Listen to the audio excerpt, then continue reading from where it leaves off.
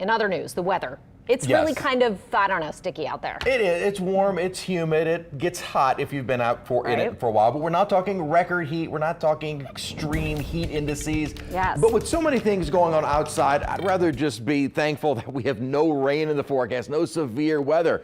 In fact, we've been pretty quiet. No severe weather in our forecast. As we've been saying, it looks like not looks like it is. We're coming to the time of year where the season begins to shift for severe weather up more across the plains and Midwest. Today's high was 85, and yes, warmer than average. Also considering yesterday's high was 79 degrees. We're not talking record type temperatures, 92. So we can get very hot this time of year.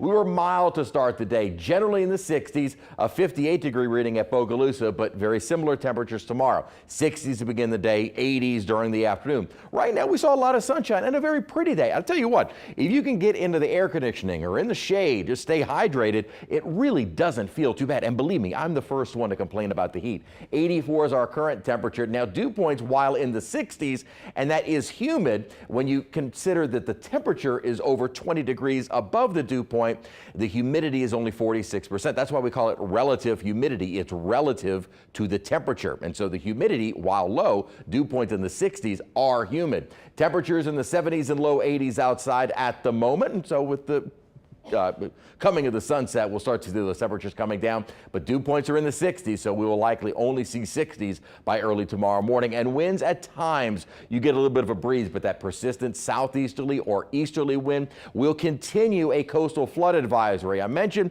that the Weather Service may extend it, and they have now until tomorrow at 7, but still looking like we'll have that wind out of the southeast through Saturday and Sunday, even into Monday. So we might see kind of a prolonged coastal flooding threat. This is not anything major, minor, as around high tide generally in the afternoons. We could see them running about 1 to 2 feet above normal. Obviously, they would be worse at high tide. We have been under mostly sunny skies outside, and we're looking at a pattern that will kind of keep us into the more drier and more sunshine over the next couple of days as the muggies have begun to return. We're already back into the 80s. I needed to update this graphic. And our best rain chance coming into the forecast is not until Monday, so we will continue the weekend staying mostly dry.